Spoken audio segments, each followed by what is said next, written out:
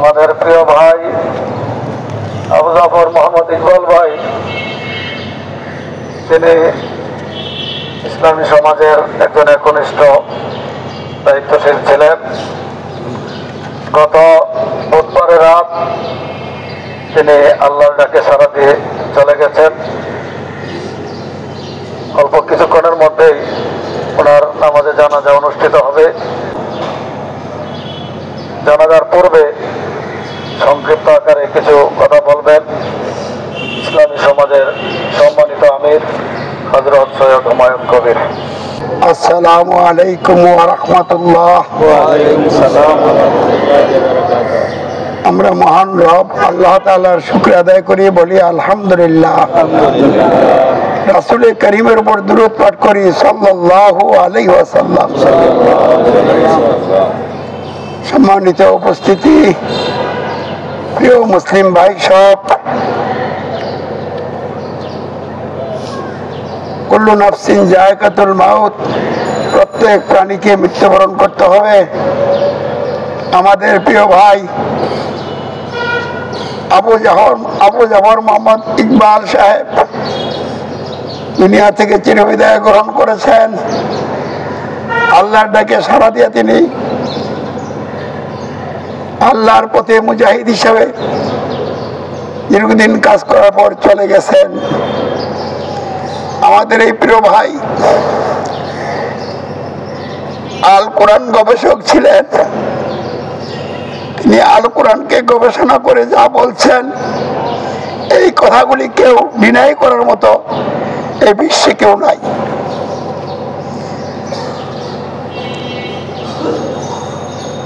উনি দীর্ঘদিন পর্যন্ত বহু রোগে আক্রান্ত ছিলেন এবং ধৈর্যের সাথে ঈমানের পরীক্ষা দিয়েছেন। তিনি এসব রোগ শোক বিপদ আপদে আল্লাহর প্রতি সন্তুষ্ট ছিলেন। আমি বহু মানুষের সাথে জীবনে চলেছি, কিন্তু ওনার মতো এত নিরেট, এত খালেস, এত ত্যাগী একনিষ্ঠ লোক আমি দেখি নাই।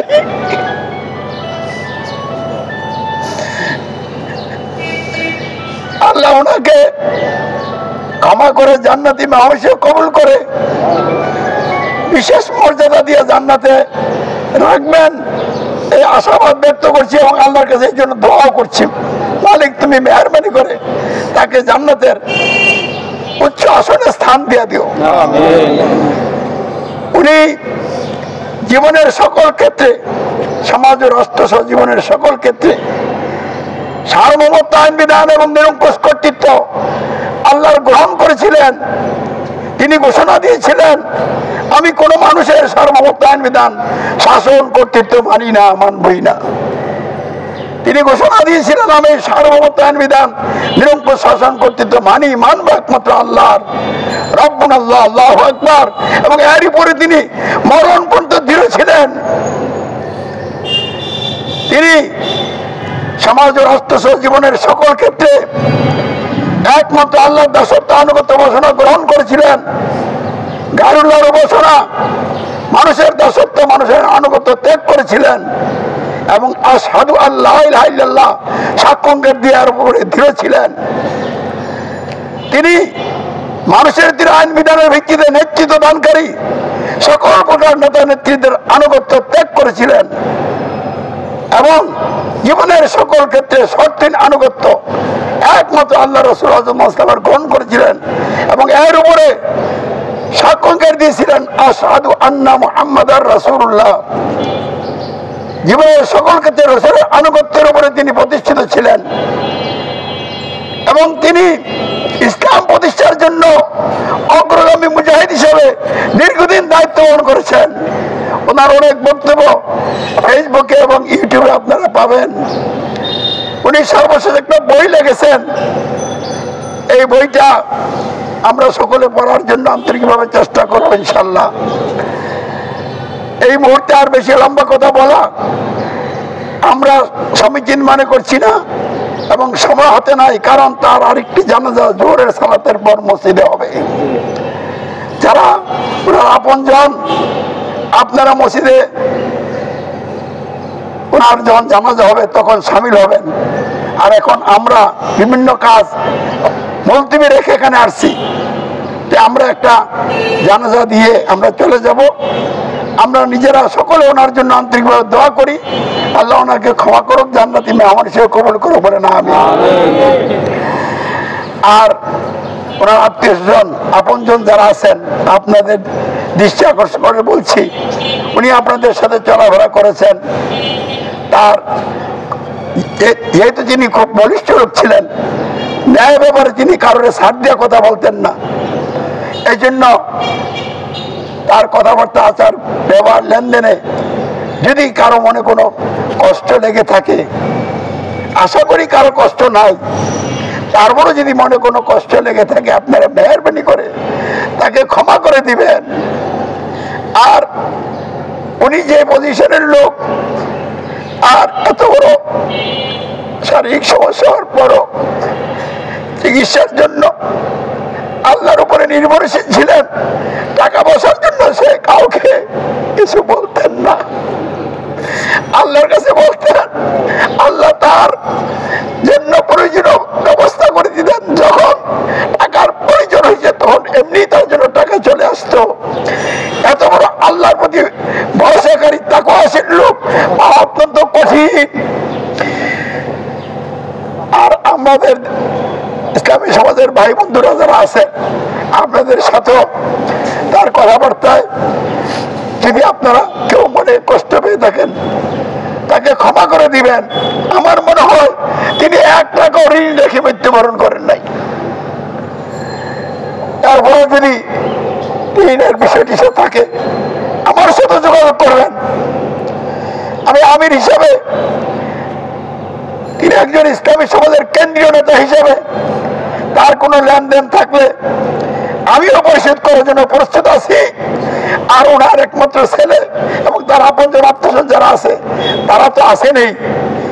অর্থাৎ সকলের প্রতি আমার আন্তরিক আহ্বান, সকলে তাকে ক্ষমা করবেন, তার জন্য দোয়া করবেন, আল্লাহ যেন তাকে কবরে সুখে রাখেন, হিসাব নিকাশের পর যেন শাহাদাতের মর্যাদা দিয়ে জান্নাতে বাড়িয়ে দেন। আপনাদের সকলের উদ্দেশ্যে আমি এটা বলতে চাচ্ছি, এই দুনিয়াটা ক্ষণস্থায়ী, এখানে কেউ চিরদিন থাকবে না, সকলকে মৃত্যুবরণ করতে হবে।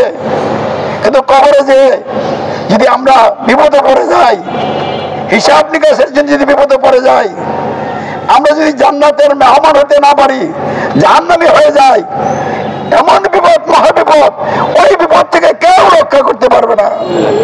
সেই দিকটা সামনে রেখে আপনারা সকলে সমাজ এবং রাষ্ট্র জীবনের সকল ক্ষেত্রে একমাত্র আল্লাহর সার্বভৌম আইন বিধান নিরঙ্কুশ কর্তৃত্ব গ্রহণ করুন, মেনে নিন, রব্বুল ঘোষণা দিন, আল্লাহ আকবার ঘোষণা দিন। কারণ সমাজ ও রাষ্ট্র জীবনের সকল ক্ষেত্রে সবরেন্টি সার্বভৌম আইন বিধান নিরঙ্কুশ শাসন কর্তৃত্ব একমাত্র আল্লাহর, মানুষের নয়। এটি মহাসত্য, এটি আল্লাহর প্রতি ঈমান। এই ঈমানের ফলশ্রুতি হচ্ছে মানুষের সমাজ, রাষ্ট্র গঠন পরিচালনা সহ জীবনের সকল ক্ষেত্রে দাসত্ব, আইনের আনুগত্য ও উপাসনা একমাত্র আল্লাহর, অন্য কারো নয়। এটা হলো আল্লাহর প্রতি ঈমানের ফলশ্রুতি, আল্লাহর ইবাদত, ইবাদতের তাওহীদ। আর এরই সাক্ষ্যকার হচ্ছে আশহাদু আল্লা ইলাহা ইল্লাল্লাহ।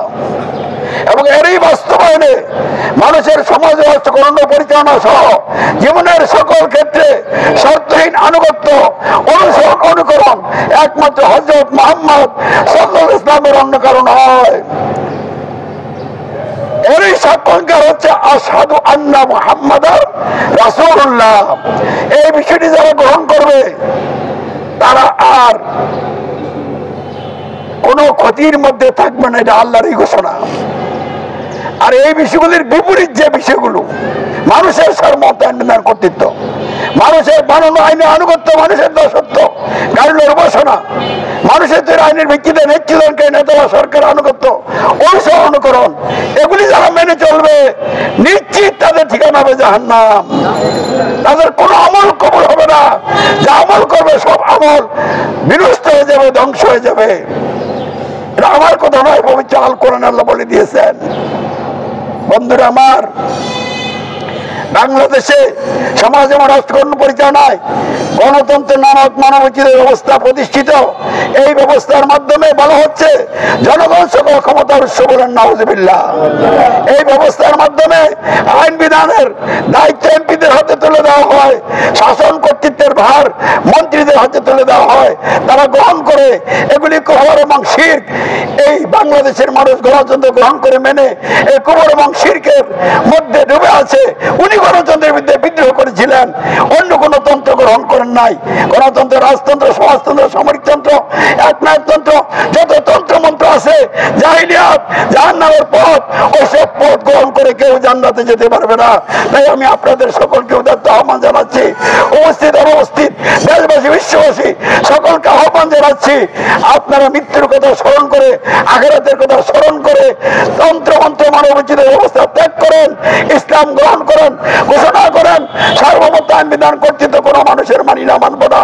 সার্বভৌমত্ব আইন বিধান নির্ঘোষ কর্তৃত্ব মানবে কোথা আল্লাহর। আল্লাহু আকবার। রব্বুল আল্লাহ সাক্ষ্য অঙ্গীকার দেন, কোনো মানুষের আইনের আনুগত্য, কোনো মানুষের দাসত্ব কারোর ঘোষণা করি না, করবো না। দাসত্ব আইনের আনুগত্য ঘোষণা করবে একমাত্র আল্লাহর। আশহাদু আল্লা ইলাহা ইল্লাল্লাহ। এবং সাথে সাথে মানুষের আইন বিধানের ব্যক্তিদের নির্যাতনকারী সকল প্রকার নেতাদের আনুগত্য অনুসরণ করেন, ত্যাগ করেন, শর্তিন আনুগত্য অনুসরণ করেন, একমাত্র হযরত মুহাম্মদ গ্রহণ করেন এবং সাক্ষ্য অঙ্গীকার দেন আশহাদু আন্না মুহাম্মাদার রাসূলুল্লাহ। অতঃপর এই বিষয়গুলির উপর দৃঢ় থেকে এই বিষয়গুলির ভিত্তিতে সমাজ ব্যবস্থায় আল্লাহর দিন প্রতিষ্ঠার জন্য আল্লাহ রাসূল মুস্তাফার প্রদর্শিত পদ্ধতিতে আন্তরিকভাবে চেষ্টা চালিয়ে যান, তাহলে আল্লাহর ক্ষমা লাভ করে জান্নাত যেতে পারবেন। আল্লাহ কবুল করুন, বলেন আমিন। এখন ইকবাল ভাইয়ের একমাত্র ছেলে আদিব আপনাদের উদ্দেশ্যে সংক্ষিপ্ত কিছু কথা বলবেন। আসসালামু আলাইকুম। আমি আবু জাফর মোহাম্মদ ইকবাল সাহেবের একমাত্র ছেলে। আমার নাম আব্দুল্লাহ জুবাইর বিন ইকবাল, ডাক নাম হচ্ছে আদিব। আমার বাবা দীর্ঘদিন আপনাদের সাথে বিভিন্ন কাজে জড়িত ছিলেন, দীর্ঘদিন আপনাদের সমস্ত অনুষ্ঠান আদি এগুলোতে আব্বু সাপোর্ট করার চেষ্টা করছেন। আব্বু মনে প্রাণে আপনাদের ধারণা বিশ্বাস করতেন এবং সেই উদ্দেশ্যে কাজ করে গেছেন। এবং আব্বুর এতদিন এই দীর্ঘ 13 বছর যাবৎ আব্বু অসুস্থ, বিভিন্ন সময় বিভিন্ন হাসপাতালে থাকতে হয়েছে। আপনারা যখন যে প্রান্তে ছিলেন না কেন, আমরা যখন যে কোনো বিপদ আপদে যখন ডাক দিয়েছি আপনারা সবসময় পাশে ছিলেন। এই জন্য আপনার প্রতি আমরা অনেক কৃতজ্ঞ, আমি এবং আমার মা দুজনেই। চলার পথে বিভিন্ন প্রয়োজনে মানুষের মধ্যে মতবিরোধ হয়। আমার বাবা অনেক স্পষ্টভাষী ছিলেন। আমার বাবার সাথে আপনাদের অনেকের হয়তো অনেক ধরনের মনোমালিন্য আছে, হয়তো বাবা কাউকে কড়া করে কোনো কথা বলেছেন। প্লিজ আমি অনুরোধ করব যে আল্লাহর তরফ থেকে মেহেরবানি করে আমার বাবাকে ক্ষমা করে দিয়েন। আমার বাবা যদি আপনাদের কারোর কাছে কোনো ঋণ থাকে, আমার বাবা যদি আপনাদের কাউকে কোনো ওয়াদা দিয়ে থাকে, তাহলে আমার সাথে যোগাযোগ করবেন। আমি যথাসাধ্য চেষ্টা করবো আমার বাবার ঋণগুলো পরিশোধ করতে, এবং আমার বাবা যদি কোনো ওয়াদা দিয়ে থাকেন সেই ওয়াদাগুলো পূরণ করার জন্য। এবং আমি আন্তরিকভাবে আপনাদের সবার কাছে কৃতজ্ঞতা জানাচ্ছি। আপনারা আমাদেরকে যেভাবে সাহায্য করেছেন বিগত 13 বছর, আমি চেষ্টা করব সেই সুসম্পর্কটা বজায় রাখার জন্য। এবং আপনারা সবাই আমার বাবার জন্য মনে প্রাণে দোয়া করবেন এবং আমাদের সবাইকে দোয়ায় রাখবেন, যাতে আমাদের পরিবারটা কোনো রকমের খেয়ে পড়ে বেঁচে থাকতে পারে। দোয়া রাখবেন।